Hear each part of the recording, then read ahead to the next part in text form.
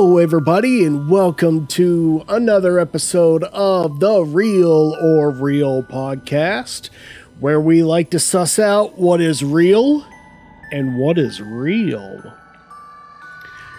My name is Bone Dragon, and joining me as always is my lovely co-host, Pixie Dusted.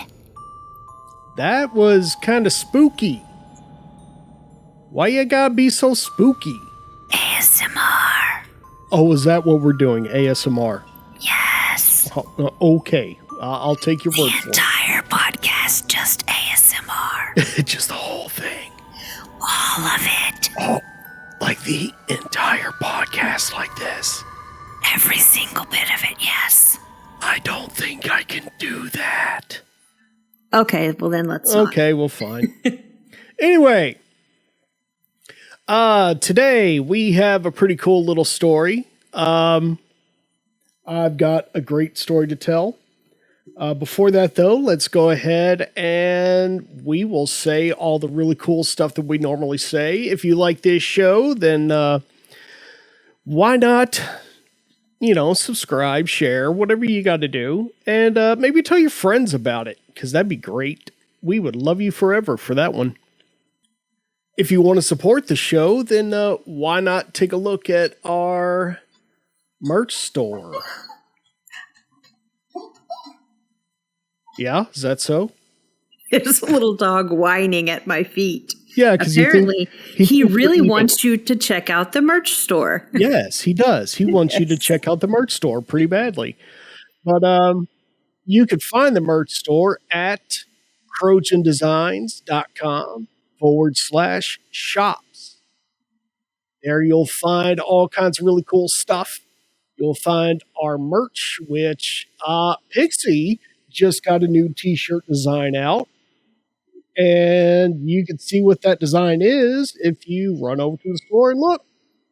We need a shirt with Mr. Boogers on it. We need a shirt with the dog. Yeah, because he keeps making guest appearances. Fine. But not what's the word? Unannounced guest appearances. Yeah. Unwelcome. Him and his uninvited yes. Guest appearances. Yeah. Yes. That sounds like a great idea. We'll get on that. You could make him a cute little shirt. You could just put the picture of him with his little blankie hood on. And on the bottom of it, it could say Pod Crasher. Yeah, that actually sounds like a really good idea. I like that a lot. Yeah. I'll buy it. I'd wear it. I'll buy it. But all right, so let's go ahead and get into this story. Let me tell you a story.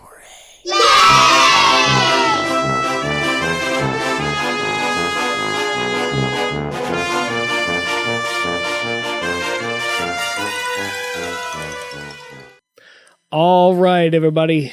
Before we get into this, let's give some content warnings, shall we? Oh, no. All right, so this story has to do with a couple of things. It is a paranormal sort of true crime story, kind of a mix of both. But it's also going to deal with someone unaliving themselves.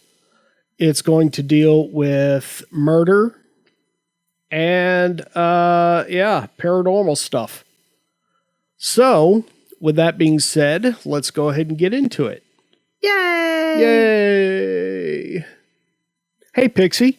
Yes. What do you know about the United Kingdom in the early 1800s?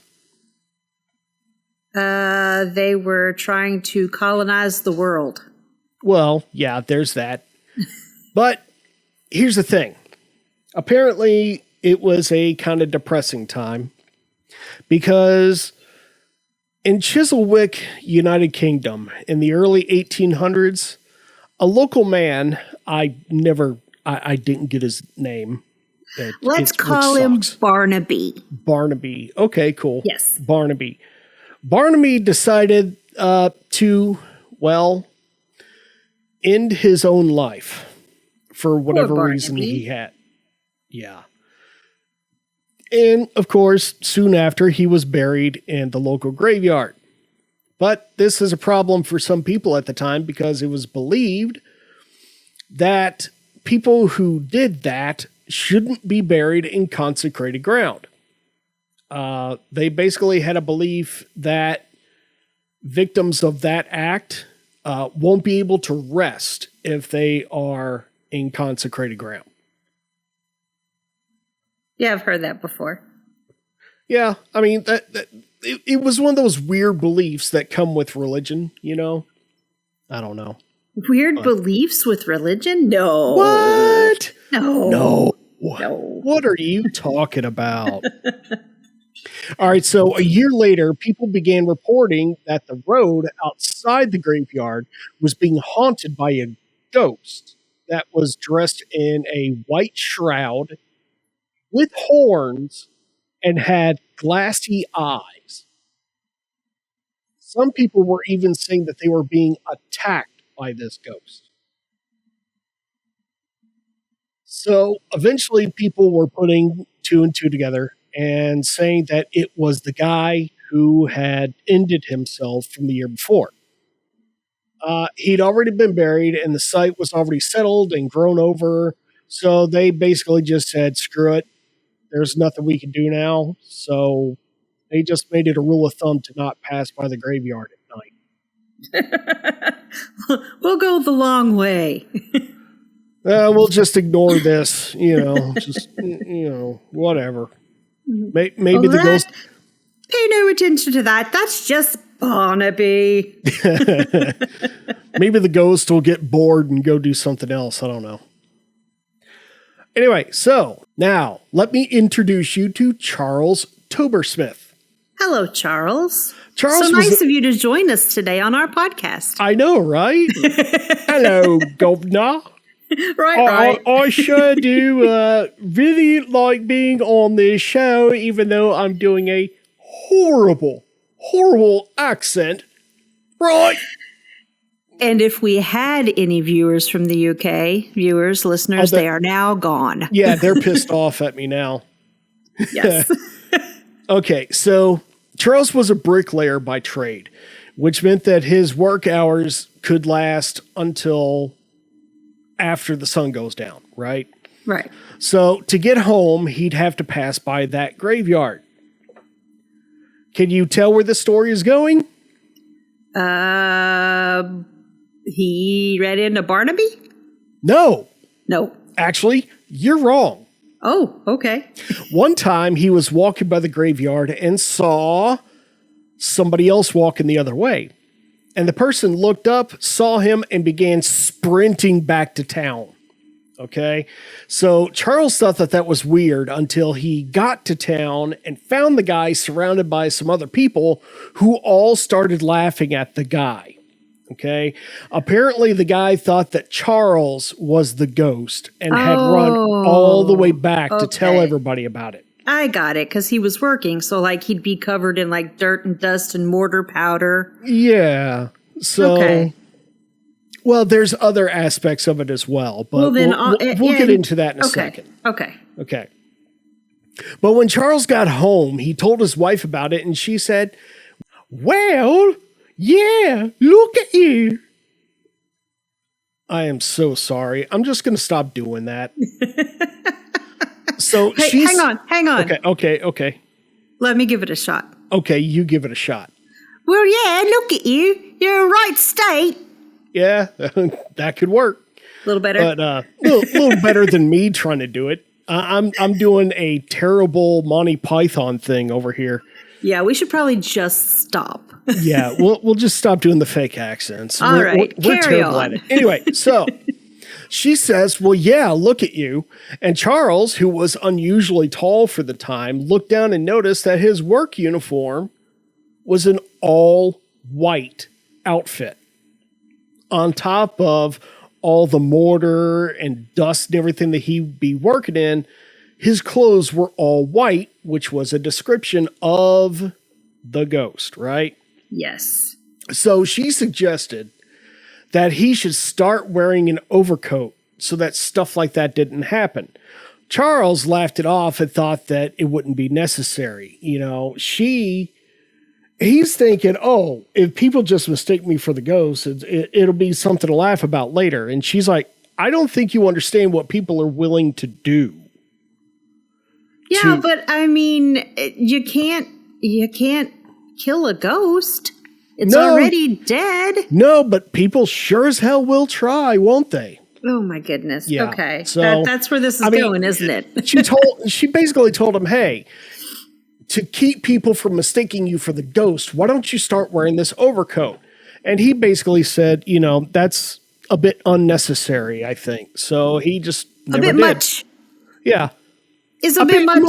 I'm sorry. It's a bit much. We're done. We're done with doing that. We don't remember that. So I'm saying English terms in an American accent, which is probably even worse.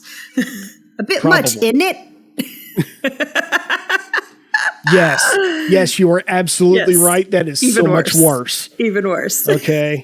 We don't say jumper, we say jacket. Okay. We don't say squeezy, we say spray bottle. Anyway, now let's meet Toby Irons. Toby was a night watchman for Chisholwick, as the area didn't have any organized police force at the time.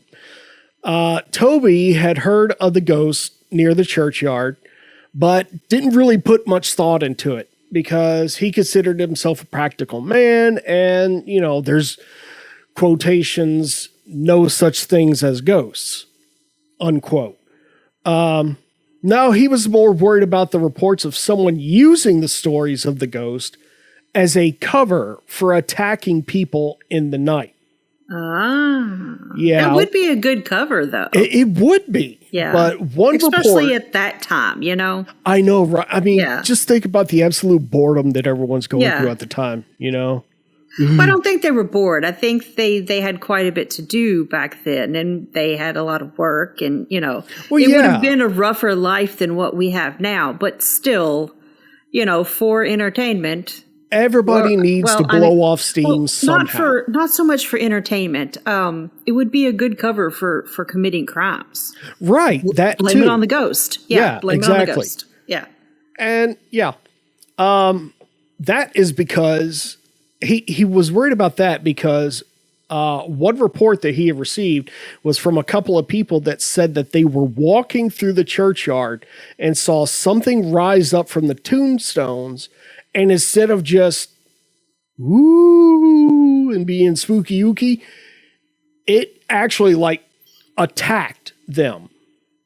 Like it jumped onto one person and started physically attacking him. Yeah, it sounds like people had figured out that, hey, we can use this whole ghost story as a cover to commit crime. Yeah, exactly. Yeah. So those people got attacked by somebody pretending to be the ghost, right?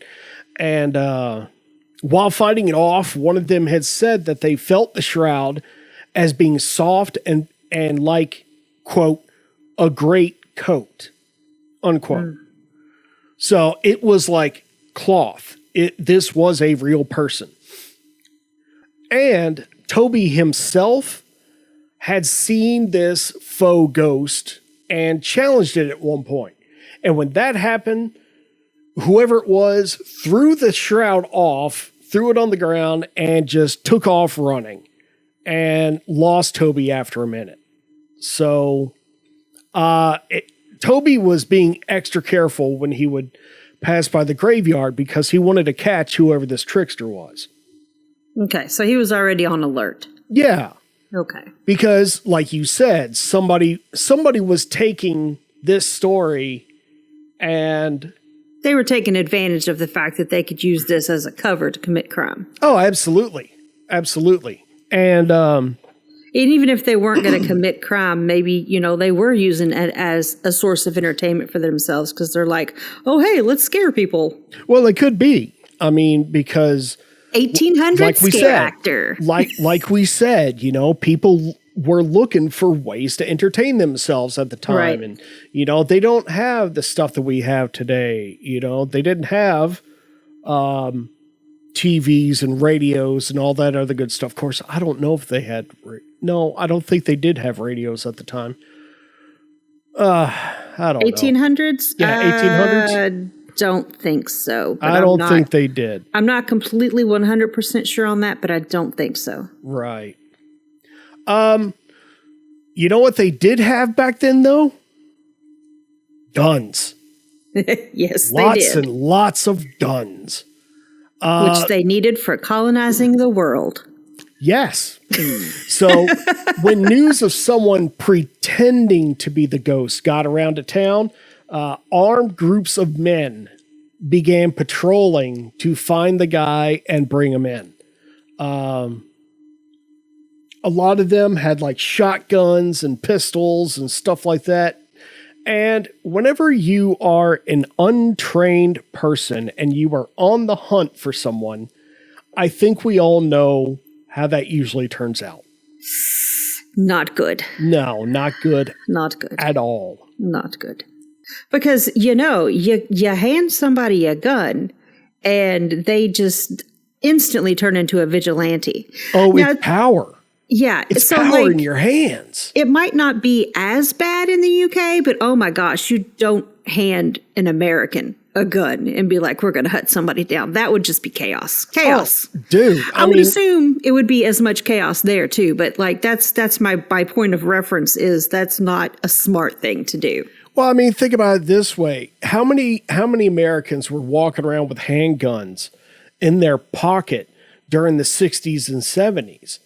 Now, yeah. Open carry is like legal in a lot of states in America, in the United States. So, I mean, back then in the UK, you'd think that if nothing else, the majority of people would own a gun for hunting, other than like maybe the very poorest. Well, that was the thing. Back then in England, that's what guns were for, was for hunting. Right. That's why, most of the guns that you see on British TV shows and whatnot are usually rifles. Right. That's why. Yeah. But nobody ever really dealt with handguns that much, except for maybe the police, the military, stuff like that. But I don't think the police carried guns. I know they don't carry guns now, and I don't think they carried guns then. I think they carried sticks, nightsticks, bobby sticks. So Billy sticks. Something like that. I think that's why they were called bobbies. Yeah, because of the sticks they carried. Any of our British listeners, if we haven't, pissed you off by now, if you're not so offended that you've run away, could you, let us know, like, what is the deal with that? Because what is the deal with guns there? Because I know that you all, it's not legal to have them, like, just out in the open or whatever. But like, we really don't know what the gun laws are over in Britain. Well, I think it would have been different back then too, because it would have been more of a normal thing for people to have guns for hunting. They wouldn't have been carrying them around all the time. Right. But it wouldn't have been unusual, I would think, for once you form a mob of vigilantes for them to already have their own like hunting rifles. Yeah. I mean, because I know that I've watched, I've seen, what was it?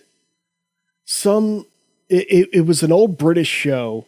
It might have been like, it might have been Sherlock Holmes or something like that. But like, you'd see people walking around, while they're hunting or whatever, and they've got a rifle in their hand. Yeah, or walking around on their estate with their hunting rifle in their hand, and like back then, but I don't think today it would be as because I've noticed that prevalent. Like, we watch a lot of British TV shows, and we're noticing that a lot of the times, whenever a criminal is like pulling out a weapon to do something, it's a knife.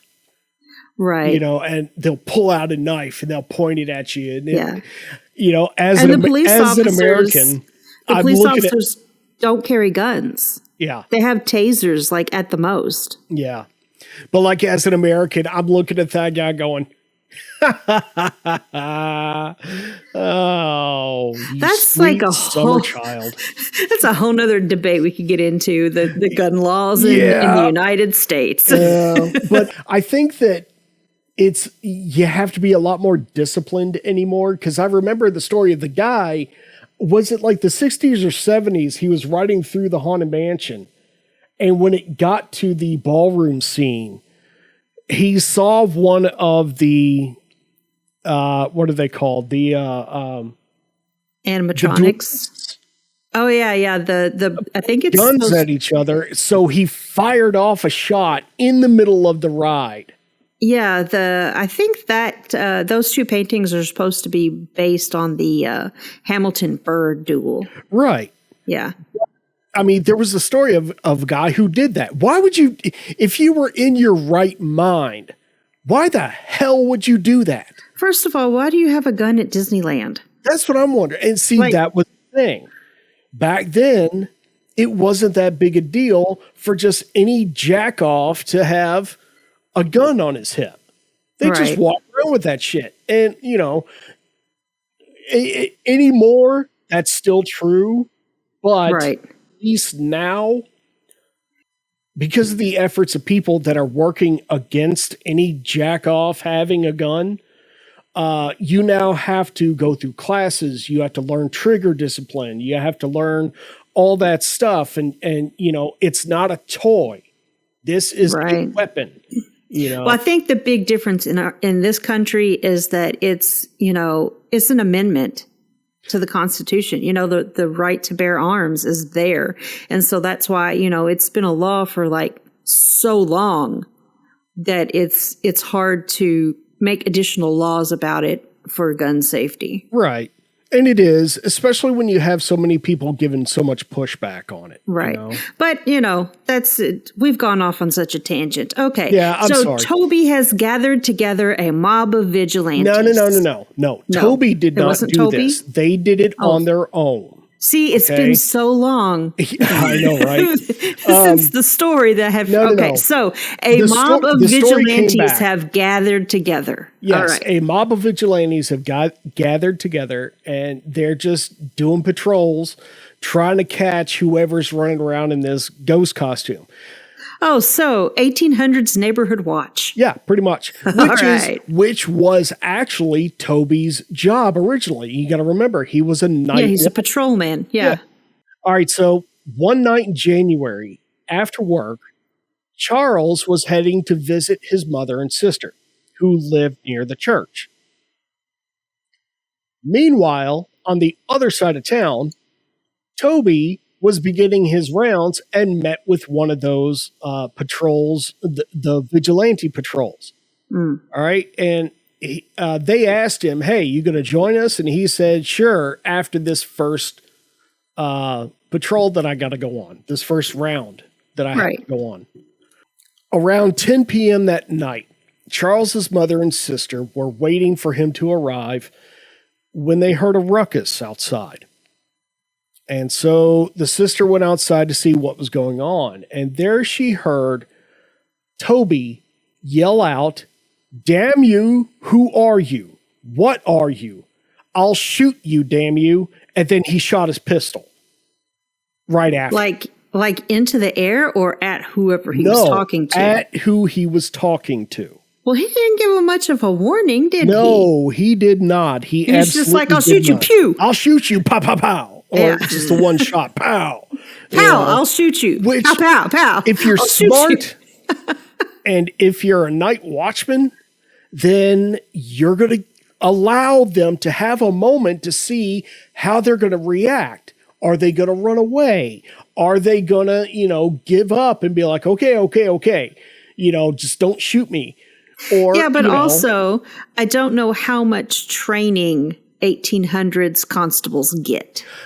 Apparently, and is he actually a constable, or is he just more like a glorified security guard? No, he's just a night watchman. That's all he is. So he probably didn't have any type of training. They're probably do you want this job? And he's like, yes. Yeah, sure. And that's it. That was pretty much his job. It's probably the extent of his training. Yeah. So he yells this and he fires off his pistol. All right. Now, the sister looks over and sees her brother Charles has been shot in the face. Oh. Yeah. So Toby's night plans just basically went to crap. Oh, my goodness. As well did Charles's. Yeah. Yeah. So, Toby was taken into custody and put on trial for what they call willful murder, which is pretty much, I think it's like what, murder 1 for us? First degree murder? It seems like this would be more like accidental manslaughter, though, honestly. Well, that's kind of what they went to trial for. No, I think it was like more like murder 2, because murder 1, I think you have to plan it out. Murder 2 is when you willfully kill somebody just right then and there without any prior planning. Yeah. And I think murder 3 is when you kill somebody on accident. I'm not sure what they actually are. And then manslaughter is whenever you cause an accident that takes someone's life.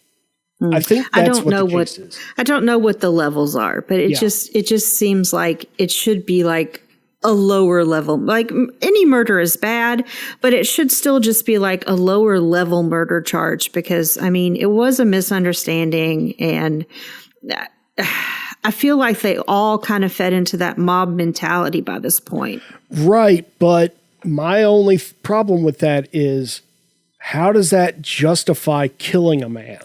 That's true. That is very true. Yeah. Which these are all arguments that they got into during the trial, because once again, he was put on trial for willful murder.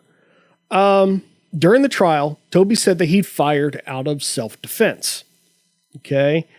The sister, who saw the entire thing happen right in front of her, said that Toby didn't give Charles a chance to comply and simply shot him after challenging him. Yeah, exactly what I said. Yeah. Yeah, exactly. He didn't give him a chance to comply. He just stopped, pow, pow. Yeah. You know, that was it. So they were making those arguments, and the defense's argument was, you know, he was scared. He'd heard about this ghost, as well as trying to hunt after somebody who was going around hurting using people this as a cover, or being, you know, just pissing people off and everything and whatnot, you know. But they were also saying, like, you know, he's just a night watchman. You know, he's not really trained in properly how to handle situations like this. He's a small town night watchman who walks around the town at night and yells out the hour. And that's what he normally does. If he happens to catch somebody out there doing something stupid, he tells them to you know, cut it out and go home, you know? Right. So the defense is basically trying to say he's not trained for this. He, you know, did it out of self-defense. And, you know, he was scared. The prosecution, on the other hand, said that's no excuse. Well, the prosecution just said if he wasn't trained for this, he shouldn't have been out there. If he wasn't trained for this, yeah, he shouldn't have been out there. But also, why the hell was he carrying a gun around with him? Right. Over something so... I'm sorry. Scaring people is not grounds to shoot someone to death, you know? Right, right.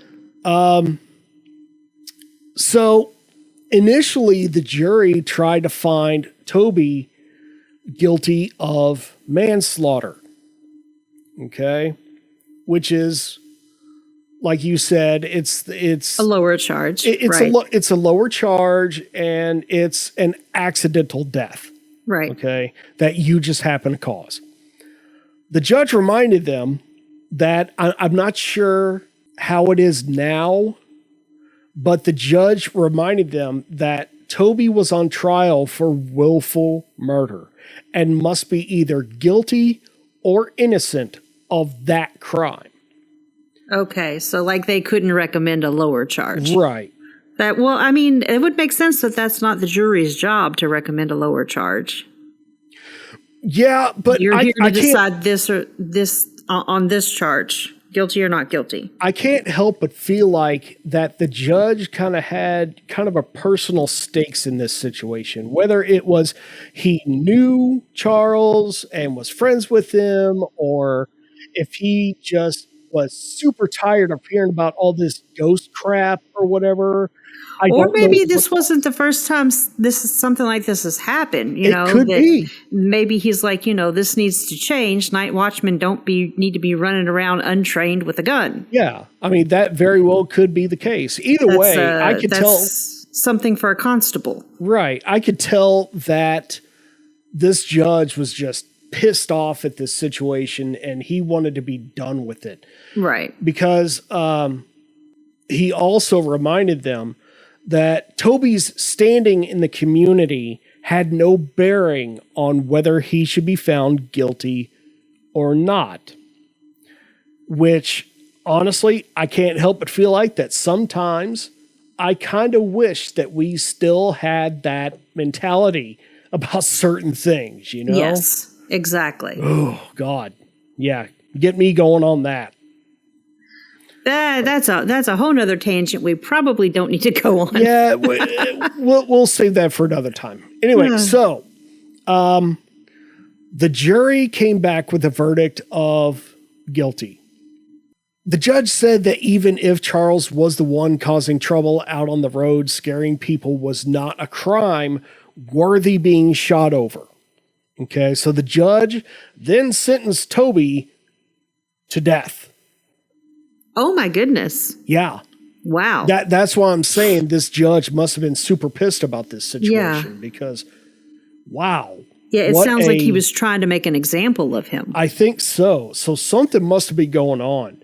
I can't help but feel like that this wasn't the only time that people had issues, like legal issues because of this ghost situation, because you could tell that this judge was pissed off. So I can't help but wonder what was the cause of that, Yeah.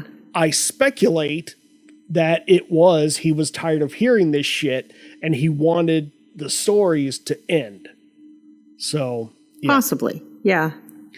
But like any death sentence, Toby was allowed to send a letter to the king to basically beg the king to spare his life. And the king read over the situation and decided, that just seems like a bunch of dumb shit. So the king commuted Toby's sentence to a year of hard labor. Well, instead. I don't agree with that either. Like, I don't agree with the death sentence. But I also think that a year of hard labor is not enough. Yeah, I totally agree with that. I mean, I don't think that the death sentence should be in play here, but at the same time, a year of hard labor. Of course, we don't know what hard labor was at that time, Yeah, but still, just a year? I mean, it is a major learning incident for this guy, I'm surprised they didn't just ship him off to Australia. I mean, honestly, that's what they used to do. So yeah, I know. But all right, so after this situation, the trial, guess who decided to step forward? The actual person who was impersonating the ghost causing the chaos? Yes. Yes. Turns out he was a local shoemaker. That all that it was is he enjoyed scaring people. Having a bit of a laugh. Yeah. He just wanted to pull pranks on people. I told you, 1800 scare actor. Yep. And that's all that it was. And he had said that he never meant for any of this stuff to happen. He never meant for anyone to die, anyone to go to jail, or anything like that. He just wanted to have a laugh.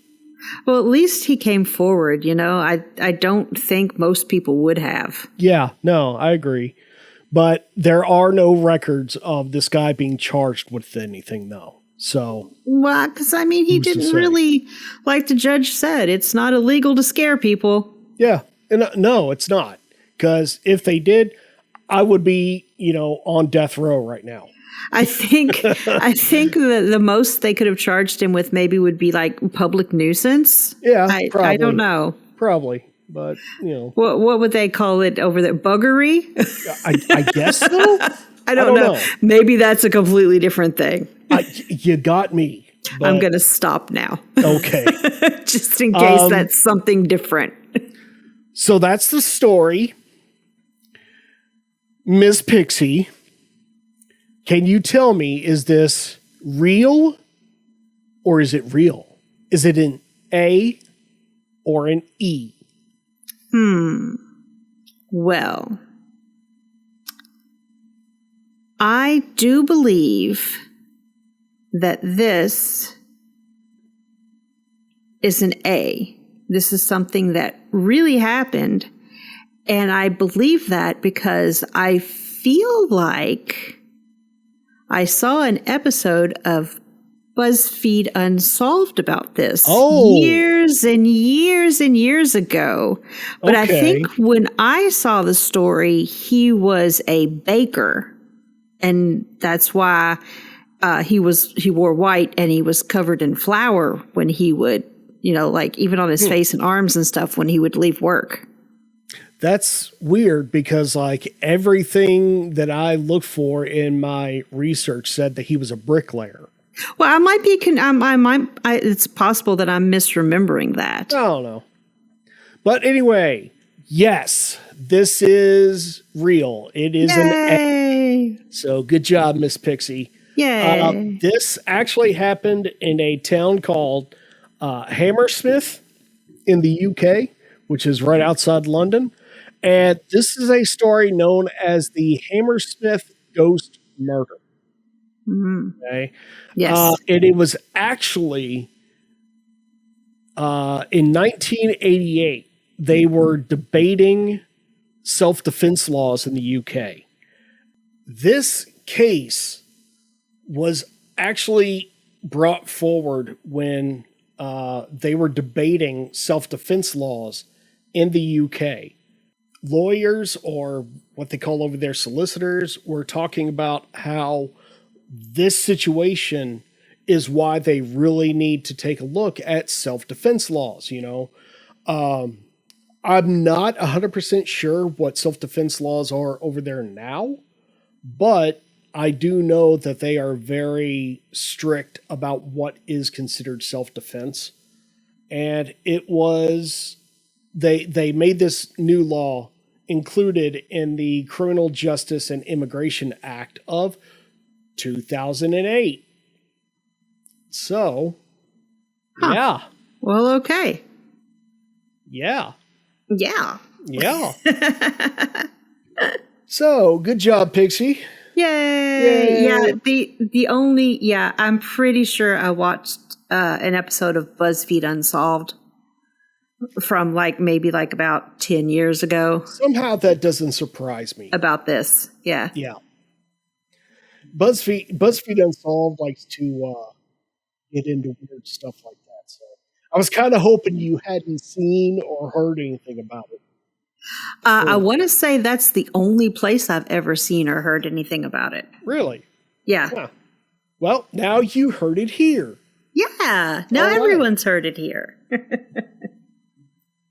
All right. So that's the story. Yay. And you're sticking to it. Hopefully you enjoyed that. Or at least were interested in it. And I enjoyed it. Yeah. If so, then why not just go ahead and let some friends know about it? Or, maybe give us a like or subscribe or, whatever you've got. Or if you didn't enjoy it, tell your enemies they should listen to us. Yes, exactly. Or tell us in the comments. Let us know. Hey, your show's garbage. You know? Troll us. Yeah, troll us. Let us know that you hate us. But, all right, everybody. With that being said, of course, we also do love being told that our show's great, that you appreciate us, and you think that I am a handsome little dragon made out of bones with my little gray hoodie and and there's We'd also Pixie as well. we'd also like some guests on the show other than our dog. That would be great. So if you are interested in either telling us a story or having us tell you a story and would like to be a guest on the show, Bone Dragon's going to tell you what email to send that to at inquiry. And that would be Crowjan, CROWJAN .designs with an S at gmail.com. So, thank you all for listening. We really appreciate you all being here, and hopefully you found this interesting. Hopefully you enjoyed it. So maybe you'll stick around for the next episode, hopefully. Yeah, maybe. Or if this is your first time, go back and listen to some of our previous episodes. Yeah, welcome. Yes. We like having people here. But anyway, so until then, stick around for the next episode, and until then, keep it real. Ooh, spooky. Ooh. No, spooky ASMR. Spooky ASMR.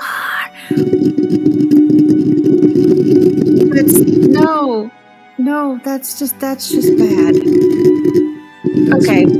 Don't ASMR people scratch the microphone or some stuff like that? Not when you've got a really bad microphone. No. Okay. Bye, everybody. Bye.